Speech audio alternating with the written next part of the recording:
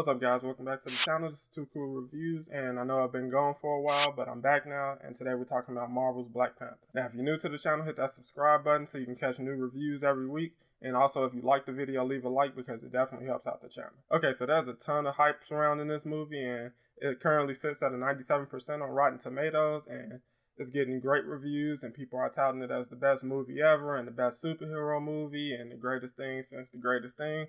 But does it really live up to all that hype? Now, the story here picks up right after the Civil War. T'Challa has just become king of Wakanda, and he has a lot of important decisions to make about the future of Wakanda and how they interact with the world around them. And he also has some new challenges in the form of Eric Killmonger, played by Michael B. Jordan, who has his own plans for the future of Wakanda. Now, jumping right into what I like about the movie, I thought that Chadwick Boseman was just as good here, if not better, than he was in Civil War. He's extremely likable. You really get the feel that he's a genuinely good guy, and you really see him struggle between doing what's right and doing what's best for his country.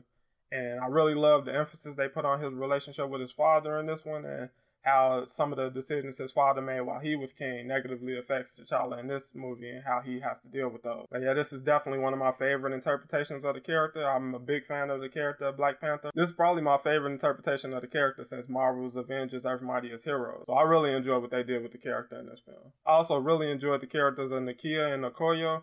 They both were pretty strong characters, and I feel like the actors really gave a strong performance here. They were both very strong-willed characters with their own motivations, and you really understand where both of them stand on certain issues that take place throughout the film, and you can understand where they're coming from. You might not agree with their views totally, but you can definitely understand where they're coming from as a character, and I felt like that really pulled me in and made me care about those characters. I also really enjoyed Shuri and M'Baka. Shuri was one of the more entertaining characters in the movie. She had a lot of comedic relief, and I really enjoyed her relationship and chemistry with T'Challa in the movie. And she also got to show off a lot of Wakanda's technology in the film. And M'Baku, while he doesn't have much screen time, he always has a commanding presence on screen, and he also has some very funny lines in the movie. He was really intimidating in some scenes, but he also was funny in other scenes, and I feel like he really capitalized on the short screen time that he had. You also get Claw in this one, played by Andy Serkis once again, and I thought he was pretty entertaining, but he also played the character a little too over the top at scenes. And while he was a little over the top in some scenes, I really feel like he had fun playing the character, so he kind of gets a pass. Now, Killmonger, I kind of had my doubts about this character coming into the film because I really wasn't sure what direction they would take the character, but they really surprised me, and I really enjoyed his character. I feel like Michael B. Jordan really kind of stole the show with this character. He had a really compelling backstory, and you really understand his motivations in the film. You might not necessarily agree with what he's doing or side with him 100%, but you can definitely understand where he's coming from given his circumstances that he grew up on. And his cutthroat demeanor, like this guy was completely ruthless in the movie, and that really bumped him up as one of Marvel's greatest villains that they've introduced in the MCU so far. Now to get into some of the problems I have with the film, the action, it was a little underwhelming in a lot of parts, mainly the climax. I felt like it was good, throughout for some parts, but in a lot of areas it just kind of felt by the numbers. And speaking of the climax, I felt like they really didn't take advantage of the opportunity to go in a different direction with this film. You basically get evil Black Panther versus Black Panther, and that concept has been done to death throughout the Marvel movies, and I'm really kind of bored by it, and I was hoping they would have did something a little more creative here, but unfortunately they chose to go in the typical Marvel film direction, and it doesn't really kill the film, but it definitely brings it down a little bit because you had a great story going up until that point, and it really kind of lets you down towards the end. My only other complaint would be with the CG.